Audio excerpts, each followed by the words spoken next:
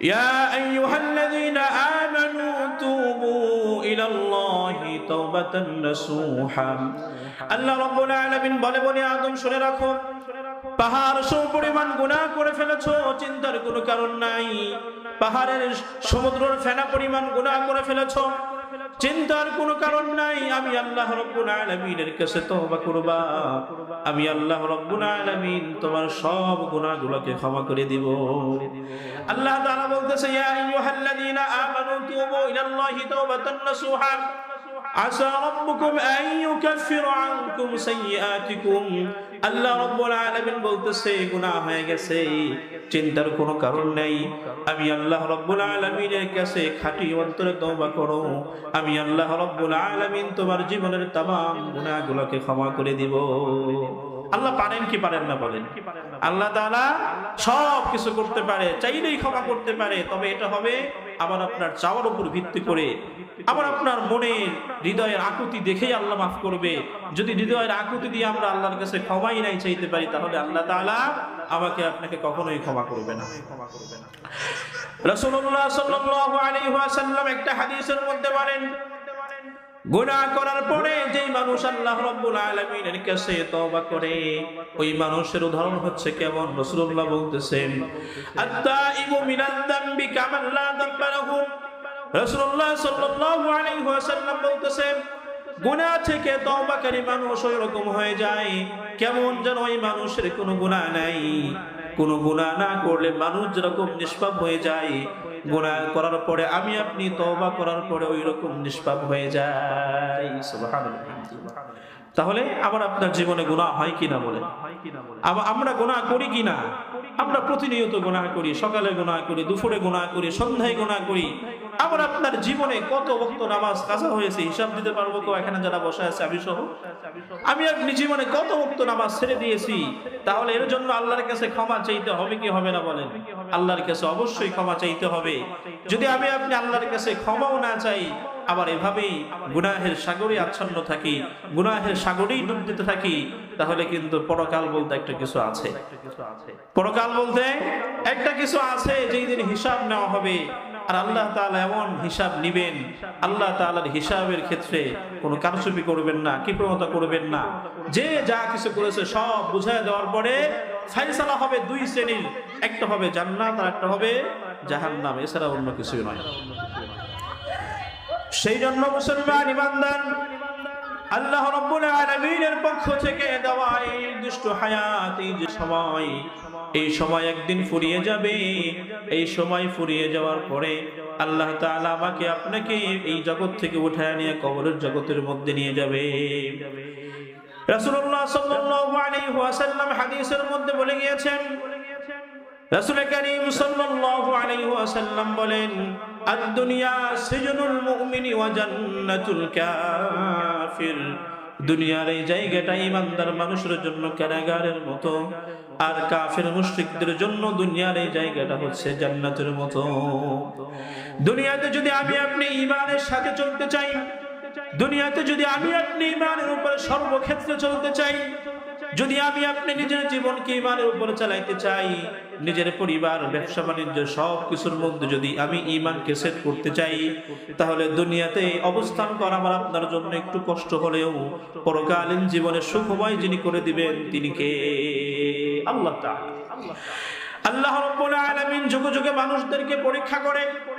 আল্লাহ তাআলা অনেক সময় বান্দাকে রোগ দিয়া পরীক্ষা করে। আল্লাহ তাআলা অনেক সময় মানুষকে গরীব বানায় পরীক্ষা করে। আল্লাহ তাআলা অনেক সময় মানুষকে চাকরি থেকে দূর করে দিয়ে পরীক্ষা করে। আল্লাহ তাআলা অনেক সময় মানুষকে ক্ষমতা থেকে নামায় দেওয়া পরীক্ষা করে। এই পরীক্ষায় যদি আমি আপনি সফল কাম হতে চাই এবং হতে পারি, তাহলে পরকালে যিনি সুখ দিয়া দিবেন তিনি কে? বলেন না, তিনি কে? আল্লাহ।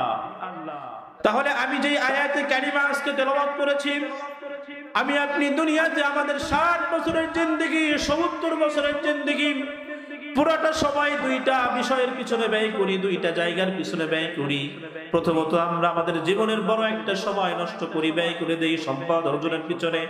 আর দ্বিতীয়ত সন্তান, পরিবার, পরিজনকে মানুষ করতে গিয়ে আমাদের জীবনের বড় একটা সময় ব্যয় করি। কথা ঠিক? আমাদের জীবনের সময়ের দুইটা ভাগ হয়।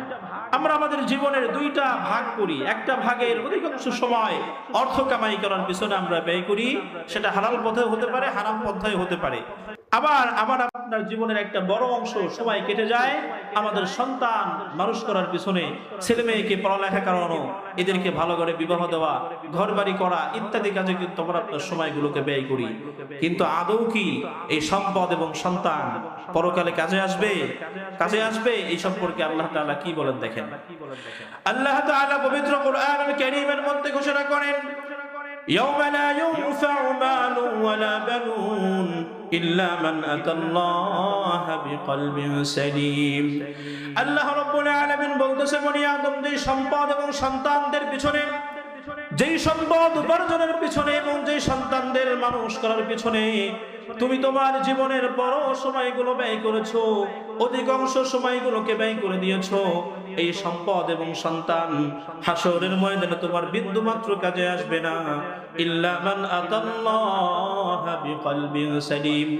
আল্লাহ রাব্বুল আলামিন বলতেছে, শুধুমাত্র ওই মানুষটাই কাজে আসবে যেই মানুষটা একটা নরম সুপ্ত ঈমানওয়ালা আমলওয়ালা কলব নিয়া আমি আল্লাহ রাব্বুল আলামিনের কাছে চলে আসবে। ওই মানুষটাই পরকালে আমি আল্লাহ তাআলার কাছে মুক্তি পাবে। আল্লাহ তাআলা কি বললেন? আমার আপনার সম্পদ এবং সন্তান এগুলো কোনো কাজেই আসবে না, বরং ইল্লা মান আতাল্লাহা বিকলবিন সালিম। যদি আমরা কলবে সালিমের ব্যাখ্যা করা হয়, একটা সুপ্ত নরম দিলওয়ালা, যেই দিলে ঈমান ভরা, আমল ভরা, আমল এবং ঈমানের সমন্বয়ে আমল থাকতে হবে, ঈমানও থাকতে হবে, এমন একটা দিলওয়ালা মানুষরাই হাসরের ময়দানে আল্লাহ রাব্বুল আলামিনের কাছে মুক্তি পাবে। এছাড়া অন্য কেউ মুক্তি পাওয়ার কোনো উপায় নাই। এখন বোঝেন, আমরা যারা অবৈধ পন্থায় সম্পদ উপার্জন করতেছি, এদের সম্পদ তো কাজে আসবেই না, বরং অবৈধ পন্থায় সম্পদ উপার্জনের কারণে এই সম্পদগুলোই কাল কিয়ামতের ময়দানে তারা জাহান্নামে যাওয়ার কারণ হয়ে যাবে। যেই সন্তানদের পিছনে সে সময় ব্যয় করতেছে, এই সন্তানগুলো যদি বখাটে হয়ে যায়, চোর হয়, সন্ত্রাস হয়, ধর্ষক হয়, চাঁদাবাজ হয়, তাহলে এই ধর্ষক চাঁদাবাজ সন্তানের কারণে কিন্তু বাবা হাসরের ময়দানে আল্লাহর কাঠগড়ায় দাঁড়াবে এবং তার বিচার যদি জান্নাতের ফয়সালাও হয়তো হয়ে যায়, এই সন্তানদের গুনাহের কারণেও হয়তো বা জাহান্নামের ফয়সালা তার হয়ে যাবে। তাহলে এই যে সম্পদ এবং সন্তান, আমরা আমাদের সম্পদ অর্জনের পিছনে নিজের জীবনের মূল্যবান সময় ব্যয় করে দেই। জোহরের নামাজ শেষ হয়ে যায়, আমার আপনার কাজ পড়ায় না। আসরের নামাজ শেষ হয়ে যায়, আমার আপনার কাজ পড়ায় না। মাগরিবের ওয়াক্ত চলে আসে, তারপরও আমার আপনার কাজ শেষ হয় না। এশা যায় চায়ের দোকানে, আর ফজর যায় ঘুমে ঘুমে। এই তো আমাদের জীবন, এই আমাদের জীবন, তাই তো? জহরও কাজ চলে যায়, কাজের মধ্যেই চলে যায়, আসরটাও কাজের মধ্যেই চলে যায়। পেঁয়াজ তো কুপানো শেষ হয় না, এখন আর একটু করেই যাই। মাগরিবের আগ দিয়ে বাসায় আসে শরীর ক্লান্ত, নামাজ পড়তে তো মন চায় না।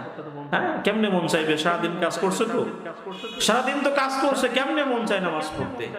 তারপরে মোটামুটি চায়ের দোকানে গিয়ে একটু গল্প গুজব করলো, এশার নামাজের ওয়াক্ত হয়তো ওখানেই চলে গেল।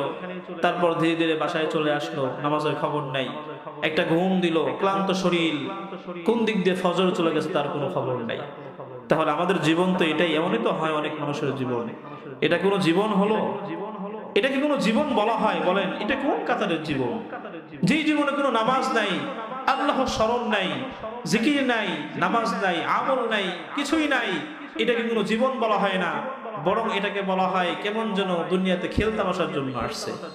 60 বছর খেলতামাশা কইরা তারপর চলে গেল, যাওয়ার পরে যে কি হবে সেটাই তো ভাবার বিষয়। যাওয়ার পরে কি হবে সেটাই ভাববার বিষয়। যাওয়ার পরে বড় মুসিবত আপনার জন্য অপেক্ষা করতেছে। সেই জন্য আল্লাহ রাব্বুল আলামিন বললেন, ইয়াওমা লা ইউনফাউ মালুন ওয়ালা বানুন ইল্লা মান আতাল্লাহা বিকলবিন সালিম। এই সম্পদ এবং সন্তান আমার আপনার কোনো কাজে আসবে না যদি ঈমান ছাড়া, আমল ছাড়া আমি আপনি হাসরের ময়দানে চলে যাই। তাহলে আমার আপনার জন্য আল্লাহ তাআলা ওই চিরস্থায়ী জাহান্নাম নির্ধারণ করে রাখছে। আল্লাহ রাব্বুল আলামিন যেই দিন বিচার কার্য প্রতিষ্ঠা করবেন, আল্লাহ রাব্বুল আলামিন হাসরের ময়দান কায়েম করবে, আল্লাহ তাআলার হাসরের ময়দানে বিচার কার্যে কোনো বেইনসাফি করা হবে না। আল্লাহ রাব্বুল আলামিন প্রতিটা মানুষ যে যে আমল করেছে সেই আমলের ভিত্তিতেই তার হিসাব দিয়ে দেওয়া হবে। আল্লাহ রাব্বুল আলামিন সেই সম্পর্কে পবিত্র কুরআনুল কারীমের মধ্যে বলেন, আমি আল্লাহ রাব্বুল আলামিন ওই দিন মানুষের আমল নামার হিসাব নেব। যদি কোনো মানুষ যারা পরিমাণ আমল করে সেটার হিসাবও তাকে বুঝিয়ে দেওয়া হবে। আর যদি কোনো মানুষ যারা পরিমাণ খারাপ আমল করে, গুনাহ করে, সেটার হিসাবও আমি আল্লাহ রাব্বুল আলামিন বুঝাইয়া দেব। আমি আল্লাহ রাব্বুল আলামিন দুনিয়ার বিচার কার্যের মতো, দুনিয়ার জজ কোর্টের মতো, সুপ্রিম কোর্টের মতো অন্যায়ের বিচার করব না, নিরপরাধ মানুষকে অপরাধী বানায় ফেলব না, বরং আমি আল্লাহ রাব্বুল আলামিন গুণে গুণে অপরাধী মানুষগুলোকে অপরাধী বানায় দেব। কারণ আল্লাহ তাআলা বিচার কার্য কেন কায়েম করবে? কারণ আল্লাহ তাআলা আমাকে আপনাকে হায়াত দিয়েছিলেন আমল করার জন্য। আল্লাহ তাআলা আমাকে আপনাকে সুযোগ দিয়েছিলেন আমল করার জন্য। এখন আমি আপনি আমল করি নাই, এটা আমার আপনার ব্যর্থতা, এটা আল্লাহ রাব্বুল আলামিনের ব্যর্থতা নয়। এই জন্য আল্লাহ তাআলা কড়াই গন্ডাই হিসাব করে করে ওই দিন হিসাব নেবেন। হিসাবের ক্ষেত্রে আল্লাহ তাআলা কোনো কারচুপি করবেন না, এবং হিসাব নেওয়ার পরে আল্লাহ তাআলা ফয়সালা করবেন দুই শ্রেণীর, কেউ জান্নাতে চলে যাবে, কেউ জাহান্নামের মধ্যে চলে যাবে। তাহলে যেহেতু আল্লাহ রাব্বুল আলামিন বিচার দিবসে হিসাব দিবেন, তাহলে ওই হিসাবের দিনকে আমাকে আপনাকে ভয় করতে হবে। ওই হিসাবের দিনের ভয় আমার আপনার অন্তরের মধ্যে জাগ্রত করতে হবে। হিসাবের দিনকে যদি আমি আপনি ভয় না করি, আল্লাহ তাআলার আযাবের কথা, জাহান্নামের আগুনের কথা যদি আমি আপনি স্মরণ করে ভয় না করি, তাহলে আমার আপনার গুনাহের পথ থেকে ফিরে আসা আদৌ সম্ভব হবে না। রাসূল কারীম সাল্লাল্লাহু আলাইহি ওয়াসাল্লামকে একজন সাহাবী প্রশ্ন করেছিল, ইয়া রাসূলুল্লাহ, আমি দুনিয়ার মধ্যে শ্রেষ্ঠ মানুষ হতে চাই, মক্কা ভূমির মধ্যে, মদিনার মধ্যে আমি সব থেকে ভালো মানুষ হতে চাই, তাহলে আমার জন্য কি আমল? রাসূল কারীম সাল্লাল্লাহু আলাইহি ওয়াসাল্লাম বলেছিলেন, ইত্তাকিল মাহারিমা তাকুন আবাদান নাস। গুনাহ ছেড়ে দাও, গুনাহ ছেড়ে দাও, মানুষের মধ্যে সর্বশ্রেষ্ঠ মানুষ হয়ে যাইবা। রাসূল কারীম সাল্লাল্লাহু আলাইহি ওয়াসাল্লাম ওই সাহাবীকে বললেন, ও আমার সাহাবী, তুমি তো চাও মক্কা এবং মদিনার মধ্যে শ্রেষ্ঠ মানুষ হইতে। যদি তুমি গুনাহ ছেড়ে দাও, গুনাহ ছেড়ে দাও, ইত্তাকিল মাহারিমা তাকুন আবাদান নাস। গুনাহ ছেড়ে দেওয়ার মাধ্যমে শুধু মক্কা মদিনা নয়, পুরা জগতের মানুষ তোমাকে ভালোবাসতে শুরু করবে। গুনাহ ছেড়ে দেওয়ার মাধ্যমে একজন সন্তান তার বাবা মায়ের কাছে শ্রেষ্ঠ সন্তান হয়ে যায়। গুনাহ ছেড়ে দেওয়ার কারণে একজন ছাত্র তার শিক্ষকের সাথে, শিক্ষকের কাছে শ্রেষ্ঠ ছাত্র হয়ে যায়। গুনাহ ছেড়ে দেওয়ার কারণে এলাকার একজন যুবক, মসজিদের ইমাম সাহেব সহ মুসল্লি, এলাকার মেম্বার, মাতব্বর সবার কাছে এই অঞ্চলের যুবকদের মধ্যে শ্রেষ্ঠ যুবক হয়ে যায়। এটা একমাত্র গুনাহ ছেড়ে দেওয়ার মাধ্যমে। আর যদি যুবক গুনাহ করে, নেশাখোর হয়, বদমাশ হয়, মেয়েদেরকে ইফটিজিং করে, ধর্ষণ করে, চাঁদাবাজি করে, দূর থেকে দেখলেই বলে ওই যে আসতেছে একজন, ওই যে একজন আসতেছে, এলাকার মধ্যে এর থেকে খারাপ ছেলের একটাও নাই, এরকম বলে কিনা? এরকম কেন বলে? কারণ আল্লাহ তাআলা ওর অসম্মান করার জন্য ওই এলাকার লোকদের মনের মধ্যে ওর প্রতি এরকম ঘৃণা ছড়ায় দিয়েছে। আর দেশে ভালো হইতো, দূর থেকে মানুষগুলো বলতো ওই যে আসতেছে অমুকের ছেলে, ছেলেটা অনেক ভালো, নামাজ পড়ে, হ্যাঁ, মুরব্বিদের সম্মান করে, নেশা করে না, কত ভালো, আমরা চাই এমন ছেলে যেন আমাদের ঘরে ঘরে জন্মায়। এরকম বলে কিনা? এরকম কেন বলে? কারণ ওই যে ইত্তাকিল মাহারিমা তাকুন আবাদান নাস, রাসূল বলেছেন গুনাহ ছেড়ে দেওয়ার মাধ্যমে আল্লাহ তাআলা বান্দাকে পুরো জগতের মধ্যে আলোকিত করে দেয়। সুবহানাল্লাহ। সেই জন্য মুসলমান ইমানদার, আজকে আমাদের গুনাহ ছাড়তে হবে, আজকে আমাদের গুনাহে লাগাম টেনে ধরতে হবে। এই যে গুনাহের সাগরে আমরা হাবুডুবু খাচ্ছি, যদি এই গুনাহের সাগর থেকে আমরা উঠতে চাই, তাহলে তার জন্য আমাদেরকে কোরআন এবং হাদিসকে অনুসরণ করতে হবে। কোরআন এবং হাদিসকে অনুসরণ করা ছাড়া আমার আপনার জীবনের মোড় কখনো পরিবর্তন হবে না। রাসূল কারীম সাল্লাল্লাহু আলাইহি ওয়াসাল্লামকে আল্লাহ রাব্বুল আলামিন আরব বিশ্বের মধ্যে এমন একটা সময় প্রেরণ করলেন, যে সময় আরব বিশ্বের মানুষগুলো চূড়ান্ত পর্যায়ে খারাপ ছিল, জিনা করত, চুরি করত, ডাকাতি করত।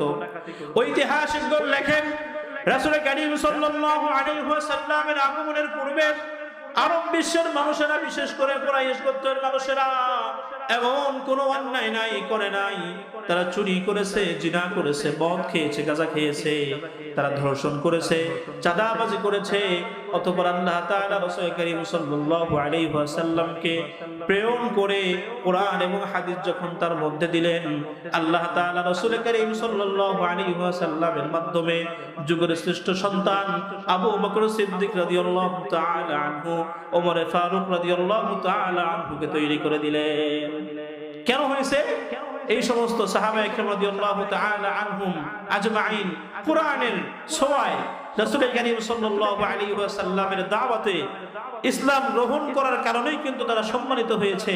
তাদের সম্মানিত হওয়ার মূল কারণ হচ্ছে আল্লাহ তাআলা ওই মানুষগুলোকে কবুল করেছেন ইসলামের জন্য। এটা হচ্ছে রাসূল করিম সাল্লাল্লাহু আলাইহি ওয়াসাল্লামের মেহনতে এবং কোরআন এবং হাদিসের শিক্ষার কারণে। রাসূল করিম সাল্লাল্লাহু আলাইহি ওয়াসাল্লাম কি যখন আরব বিশ্বের মধ্যে আল্লাহ রাব্বুল আলামিন প্রেরণ করলেন, আল্লাহ রাব্বুল আলামিন রাসূল করিম সাল্লাল্লাহু আলাইহি ওয়াসাল্লামকে নবুয়ত দান করলেন। রাসূল করিম সাল্লাল্লাহু আলাইহি ওয়াসাল্লাম মক্কা ভূমির মধ্যে দ্বীনের দাওয়াত দেয়। অনেক সময় রাসূলকে জখম করা হয়েছে, আহত করা হয়েছে, এমনকি সর্বশেষ রাসূল করিম সাল্লাল্লাহু আলাইহি ওয়াসাল্লামকে হত্যার জন্য চেষ্টা করা হয়েছে। রাসূল করিম সাল্লাল্লাহু আলাইহি ওয়াসাল্লাম যখন তায়েফের ময়দানে দাওয়াত দেওয়ার জন্য যায়, তায়েফের কাফের মুশরিকরা ওই এলাকার বখাটে যুবকদেরকে রাসূলের পিছনে দেয় আর বলে, ওই যে মুহাম্মদ পাগল যাচ্ছে, ওই মুহাম্মদকে তোমরা আহত করো, তাকে পাথর মারো। রাসূল করিম সাল্লাল্লাহু আলাইহি ওয়াসাল্লামের এই মেহনতের বদৌলতে আমরা দ্বীন পেয়েছি, ইসলাম পেয়েছি। কিন্তু আমি আপনি আজকে দ্বীন বুঝি না, ইসলাম বুঝি না, না সে আমল, না সে ঈমান, কোনো কিছুই নাই।